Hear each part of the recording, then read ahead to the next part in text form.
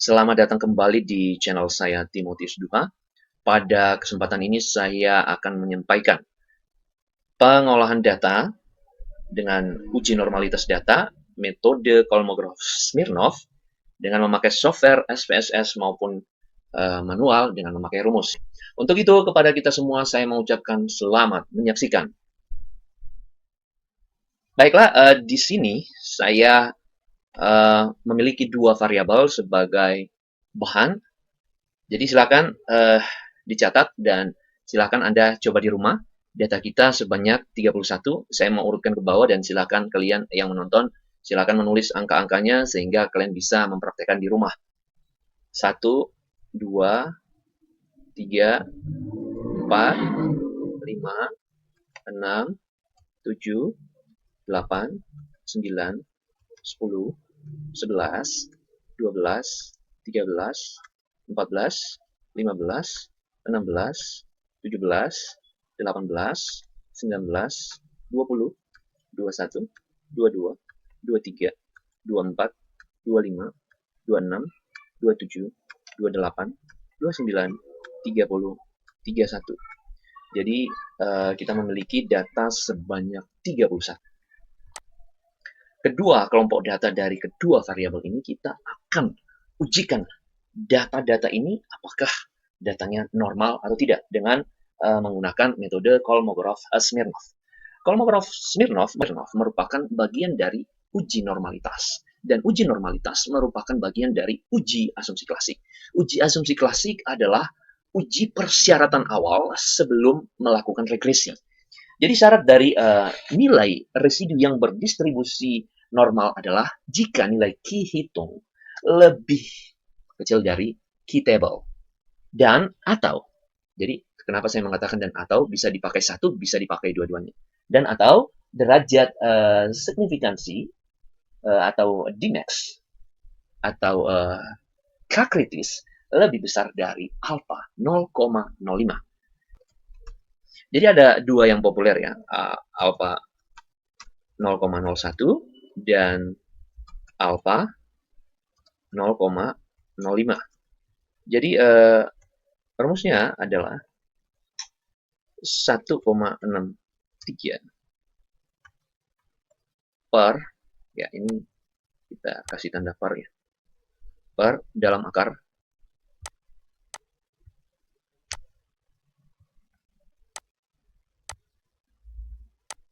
banyaknya n. Oke. Kalau untuk alpha 0,05 maka rumusnya adalah 1,36 per dalam akar n. Jadi kita ini ya. Oke. Ya, inilah rumusnya. Jadi kita selesaikan saja. Kalau misalkan kita memakai yang alpha 0,05 maka kita beginikan saja. Ini masih per ya.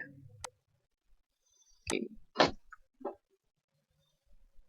Jadi ini akar n. N kita adalah 31, maka simpel saja SQRT buka sebanyak 31 ya. Jadi data kita sebanyak 31. Maka kita bagikan saja. Ya, inilah di table kita untuk alpha 0,05 dan n sebanyak 31, maka key table kita adalah 0,244.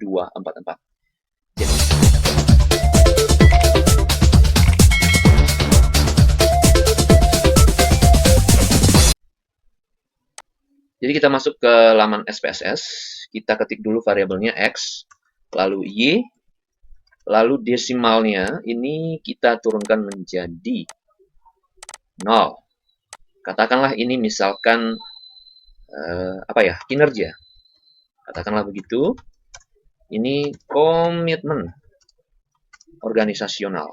Oke, ada dua variabel kita. Sekarang kita cek data view kita. Ini kolomnya sudah ada X dan Y. Baik, datanya kita masukkan. Silakan kita copy sebanyak 31 ya. Ini.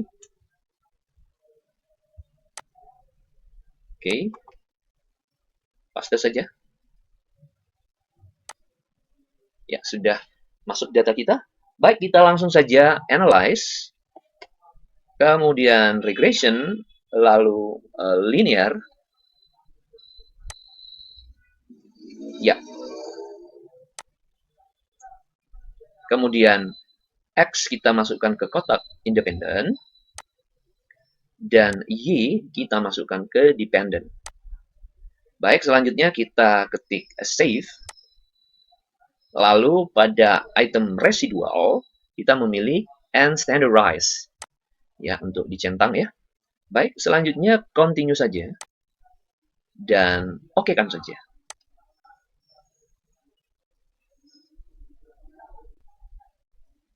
Baik, kita geser ini.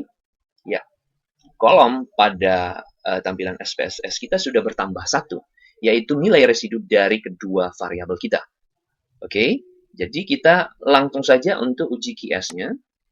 Analyze, lalu non-parametric test, kemudian kita pilih legacy dialogs, lalu pilih one sample QS. Baik, di kotak yang sebelah kiri ini kita pilih and standardize residual untuk dipindahkan ke kotak yang sebelah kanan. Oke, di sini ada pilihan test distribution dan ini sudah dicentang normal, jadi karena sudah kita okekan saja. Ya, sudah ada hasilnya. Ini hasilnya di mana mean kita sebesar 0,00, standard deviation sebesar 3,080 dan absolute-nya 0,140. Jadi untuk lebih jelas, saya kopikan saja ini, copy ke Microsoft Word. Ya. Baiklah, inilah hasilnya. Jadi ini yang akan kita ujikan. Ini adalah nilai D atau Dmax-nya. Saya kuningkan saja. Ya, kalau kita melihat di sini keterangan bahwa judulnya adalah When Sample Kolmogorov-Smirnov. Jadi kadang-kadang di sini ditulis Kolmogorov-Smirnov test, tapi kadang-kadang juga tertulis tes statistik.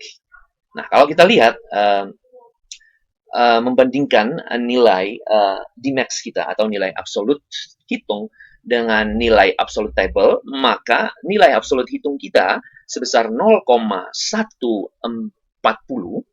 ya, lebih kecil dari 0,244. Maka data dinyatakan berdistribusi dengan normal. Kemudian kita bandingkan lagi, disebutkan bahwa jika derajat signifikansi atau simply signification lebih besar dari 0,05, maka data berdistribusi dengan normal. Jadi kita di sini hasilnya adalah, ya saya inikan aja, sebesar 0,125, lebih besar dari alfa 0,05, maka data yang diujikan telah berdistribusi dengan normal. Jadi ini kita lihat di sini juga sudah dijelaskan test distribution is normal. Jadi tes distribusi kita sudah normal. Jadi hasil perhitungan didapatkan dari sumber data.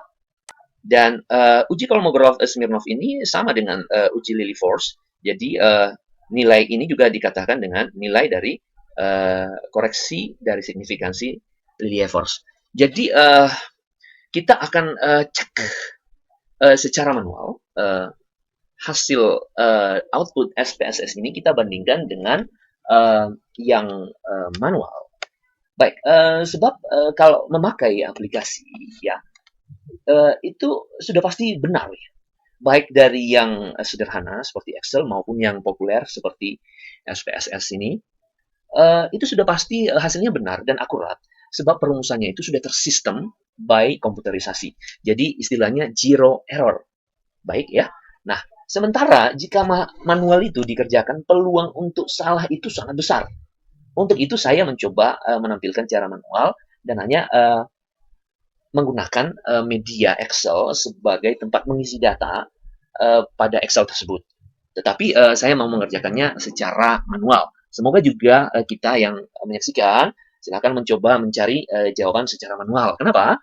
Sebab bekerja secara manual itu melatih kesabaran, mengasah ketelitian, dan mendorong untuk membuka cara berpikir logis dan menantang adrenalin kita untuk menjawab rasa penasaran, untuk menjawab soal dengan benar. Jadi inilah kegunaan untuk mengolah data secara manual. Pun para pakar, para ilmuwan yang menemukan rumus-rumus ini kan dimulainya dari cara manual. Jadi mari kita mencoba saja. Ya. Untuk jadi mengerjakan secara manual, yang pertama adalah kita perlu membuat tabel kerja, yaitu dengan mencari nilai X pangkat 2, Y pangkat 2, lalu kolom X kali Y. Nah, uh, kelompok kelompok data yang baru ini akan kita masukkan ke dalam rumus untuk mencari nilai B dan nilai A. Nah, setelah itu, nilai B, nilai A didapatkan, maka kita masukkan ke dalam rumus Y prediksi. Di mana Y prediksi adalah, karena kita pakai regresi sederhana, 1X, 1Y, maka Y prednya adalah Y sama dengan A tambah BX. Jadi, kalau sudah dapat A-nya, masukkan rumus, sudah dapat B, masukkan rumus, dan X-nya dari sini. Jadi kita mencari sebanyak 31 Y prednya. Nah, setelah didapatkan Y prediksinya, maka dicarilah nilai residunya. Nilai residu adalah Y dikurang nilai Y pred. Jadi ini memakai nilai Y-nya, sementara Y prednya tadi adalah Y prediksi. Nah, hasil selisih itu atau pengurangan itu, itulah yang disebut dengan nilai residu.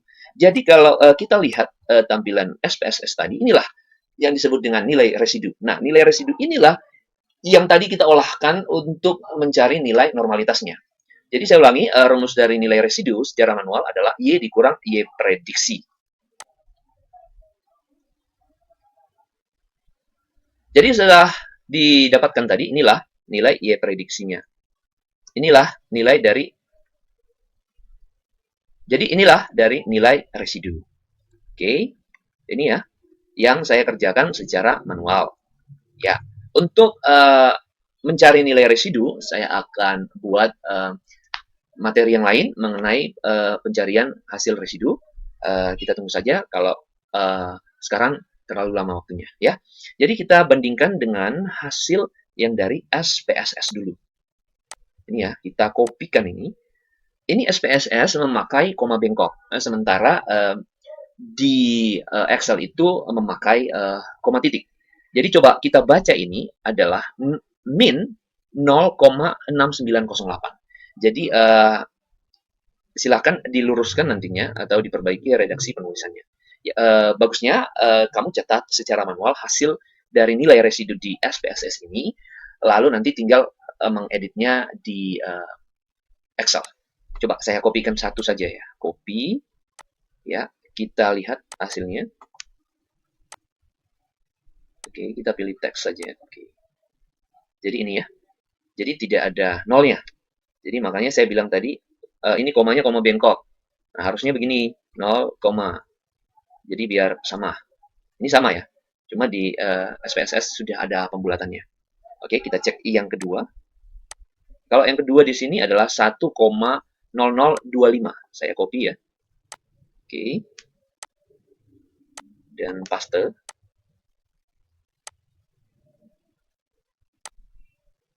Oke. Jadi ini ya, penulisannya sudah berbeda, maka beginikan saja 1,00252. Nah, ini dia pakai pembulatan, tetapi kalau di sini dia 1,00252.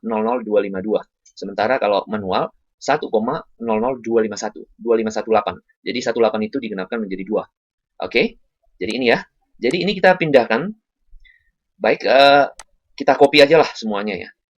Nilai residu ini supaya menjadi bahan belajar kita. Ctrl C. Jadi kita pindahkan di sini ya.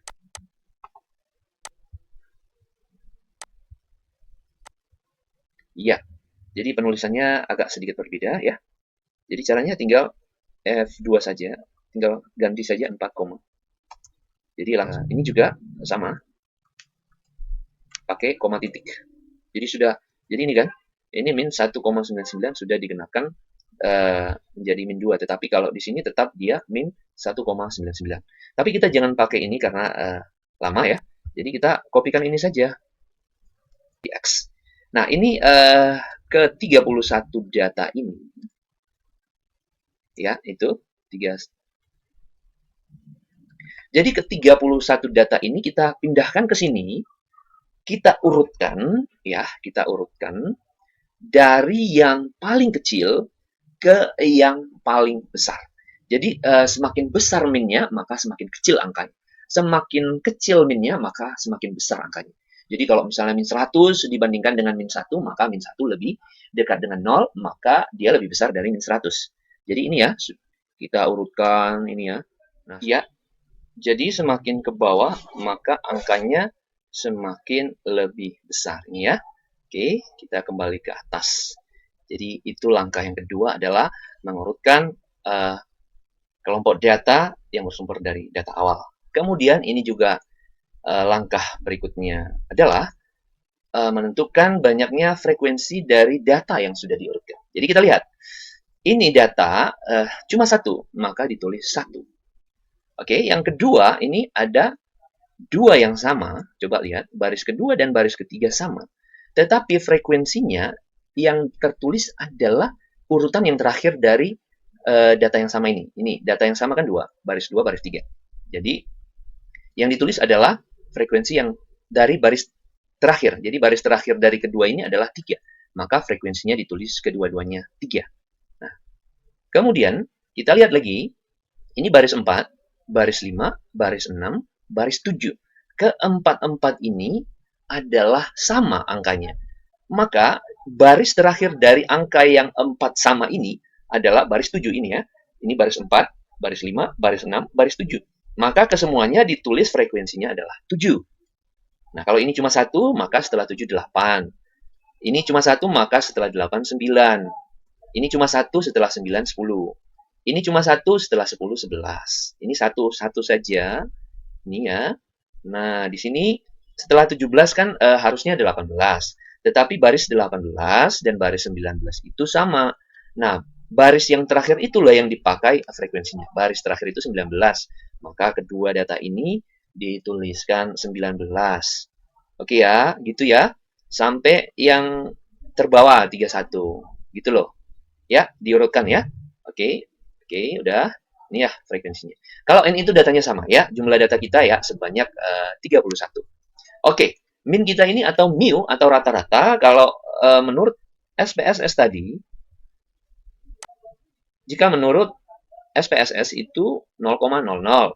Ya, jadi di sini kita tulis 0. Kita masuk ke mana? Ke X pangkat 2. X pangkat 2 itu dari sini. Residu urut dikuadratkan. Oke? Nah, kemudian ini sumbernya data dari mana? Ini X, ini ya. Kurang min kita. Maka karena mengurangi angka 0, maka angka yang sama hasilnya. Ya, ini ya. Jadi, angka ini, semua angka ini, ya, mengurangi 0, maka hasilnya angka yang sama pula. Jadi, angkanya ini sama yang di sini. Kecuali kalau ini bilangan atau pecahan, maka angkanya pasti berubah. Oke, hasil ini kemudian kita kuadratkan.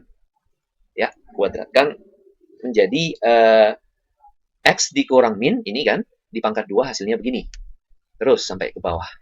Nah, ini sumber data kita ini kita gunakan untuk mencari standard deviation atau simpangan baku, ya. Oke. Nah, kita buat secara manual saja, ya.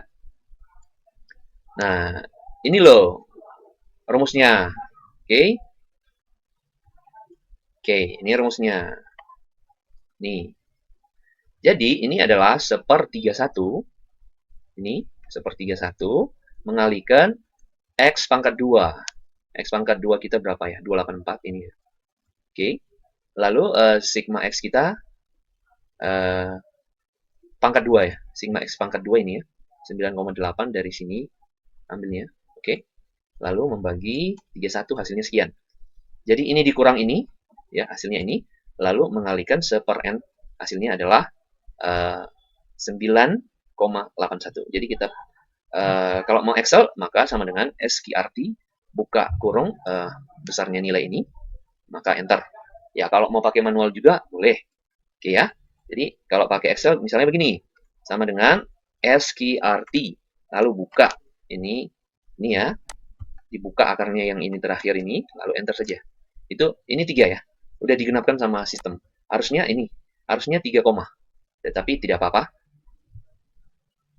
Ya, kalau perbedaannya tidak terlalu jauh, tidak apa-apa ya. Ini standar deviasi, kita cek ya. Ini hanya 3,080. Jadi kalau kita, ya sama, 3,0 juga di sini. Ya, cuma dipaskan saja. Oke, baik. Kemudian kita lanjut ya. Kita lanjut. Lalu, hasil ini, ya, kolom AU ini, membagi standar deviasi.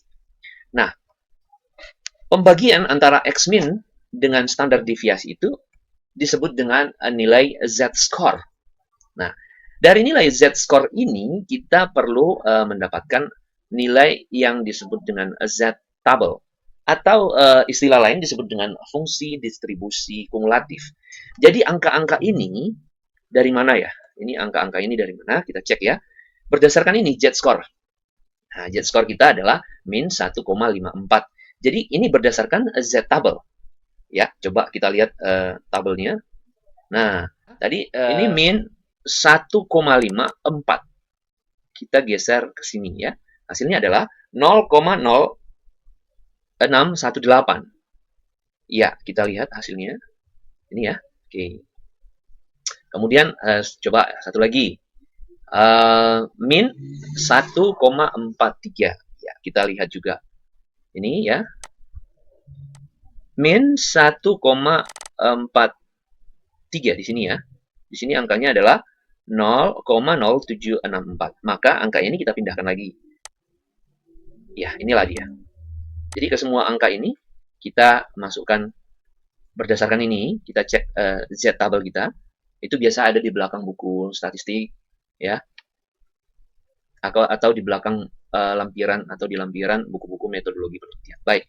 Kemudian ada yang disebut dengan frekuensi empiris. Oke ya. Frekuensi empiris ini sumbernya dari mana? Oke. Dari nilai frekuensi membagi banyaknya data. Oke. Jadi inilah hasilnya Fs. Saya ulangi. Nilai frekuensi membagi banyaknya data.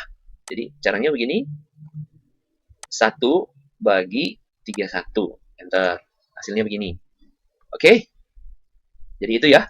Baik. Kemudian kita geser. Nah, baru kita tentukan nilai D-nya dengan pengurangan Ft dikurang Fs. Saya ulangi, Ft adalah fungsi distribusi kumulatif dari nilai Z. Kemudian kalau Fs itu adalah frekuensi empiris. Nah, karena namanya frekuensi empiris, maka didapatkan dari sini. F per N. Jadi, untuk mencari nilai D, ya, maka memakai rumus Ft dikurang S. Tetapi perlu diingat, di kolom ini perlu dipertimbangkan besar kecilnya. Jadi, kalau misalnya Ft lebih besar dari Fs, maka Ft mengurangi Fs. Apabila Fs lebih besar dari Ft, maka Fs mengurangi dari Ft. Intinya, di kotak selisih Ft kurang Fs ini, nilainya positif. Tidak boleh ada yang negatif. Jadi, dari sinilah hasilnya. Nah, itu ya. Jadi, misalkan ini. Nah, kalau kita lihat 0,06 dengan 0,03, maka 0,06 lebih besar dari 0,03. Maka inilah yang mengurangi angka di sini. Oke. Nah, kalau kita misalkan lihat, ini angka di sini sebesar 0,29 lebih besar dari 0,25. Maka 0,29 mengurangi 0,25. Intinya, yang besar mengurangi yang kecil. Oke? Baik. Kemudian, dari nilai kolom D ini, kita tentukan yang disebut dengan D max atau D absolute. Artinya apa? Manakah nilai di antara ini yang paling besar? Itulah yang menjadi nilai D max kita atau nilai absolut. Nah, kita lihat coba ya, periksa satu-satu.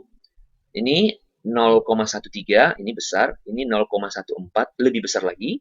Ini 0,0 kecil, kecil. Ini 0,0.